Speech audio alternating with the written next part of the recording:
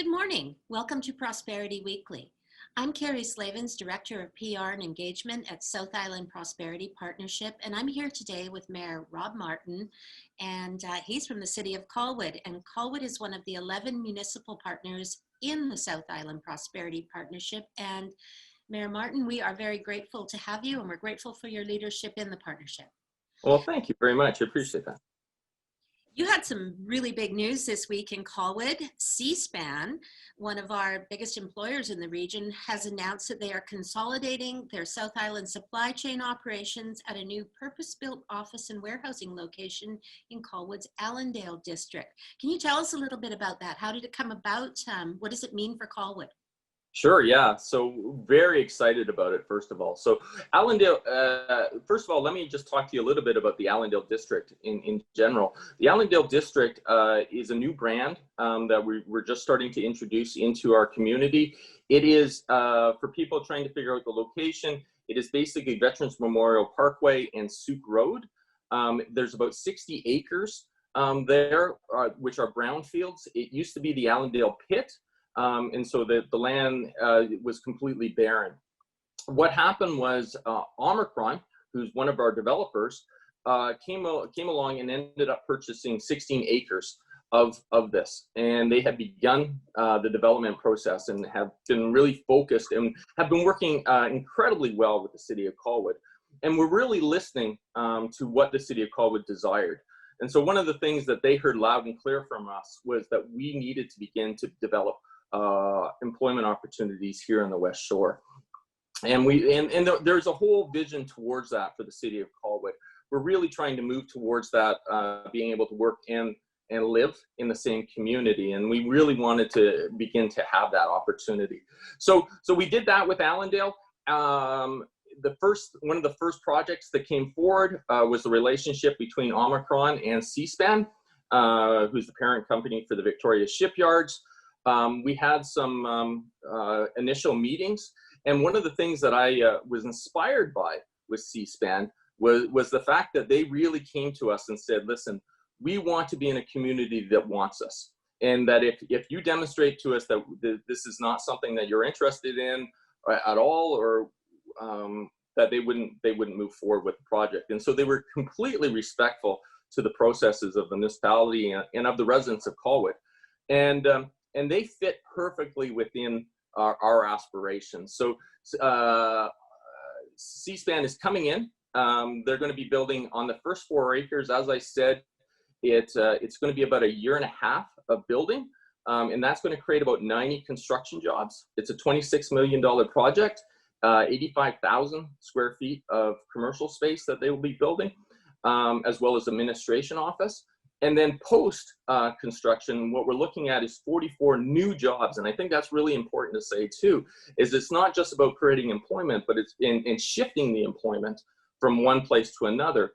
But the fact of the matter is that they have some long-term contracts that they've been able to sign now, and they really needed some new space, and as well as consolidating some space. But what we were thrilled about is that these are high-paying jobs, and they're new to Greater Victoria, and so we were really inspired and love the fact that we're working with them.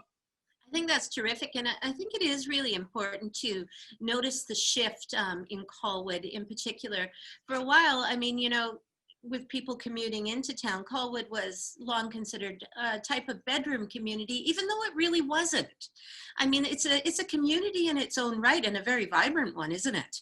It is, yeah. Thank you. And you know, but to be honest, we did recognize this as a community that we were a bedroom community. Right now, we have over 92% of the city's budget was based on residential taxation. And that was one of the things that during the last election, the community really messaged back to me strongly when I said we need to continue to grow our commercial base and we need to bring more business and more jobs to our community. The community embraced it.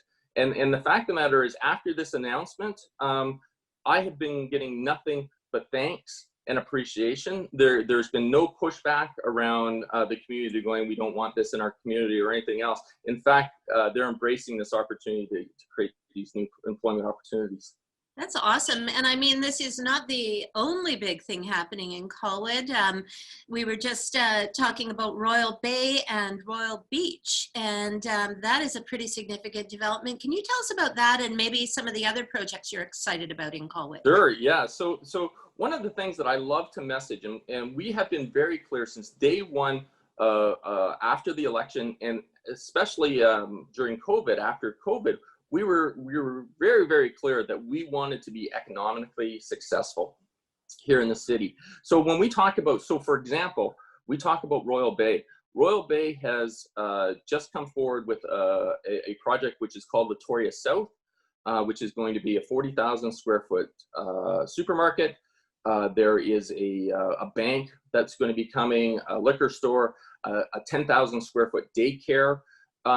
In that one project, what I've been told is that we should anticipate over the next 5 years, $500 million of spending just for that one project for build out. When you multiply that and add in Royal Beach, and Royal Beach is, for people listening, Royal Beach is on Machosen Road as well, but is on the ocean side versus on the land side, and it's about 180 acres. We're going through the DPs right now, developmental permits, and we're having these discussions with the developer. We anticipate that as well will be far more than $500 million in development in the next 5 years as well. So you throw in those two projects, you include Olympic View. Olympic View is coming in, the Olympic View Golf Course is looking at building 500 new homes as well.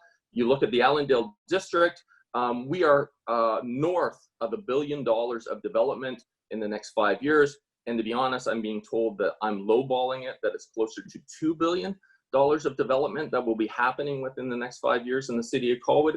And when we talk about the economic survival and success of the Greater Victoria region, I think Colwood has to play an important role in that. And we're going to see that coming out of COVID.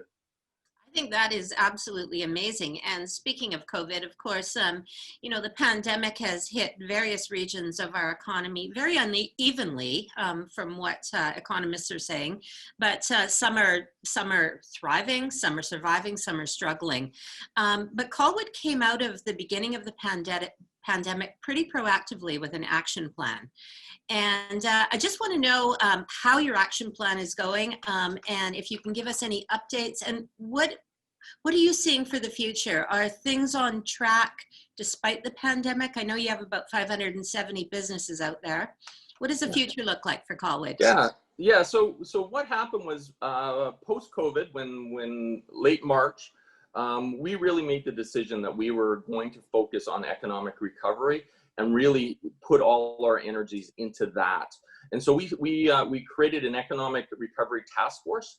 We met 4 times within about a 2.5 month structure, focusing on working with our small business community and listening to them. And so those economic recoveries, the first 2 were really important just to listen. And one of the things that you can get accused of is trying to fix a problem without actually listening to the people who are having the problem. And so it was a real eye-opener for us too. And it also demonstrates how resilient our business community is, because not only were they telling us what we needed to do to help them, they also recognized the restraints and the problems that the local governments can have to supporting small business. And so they were very understanding that way. So the first 2 were listening.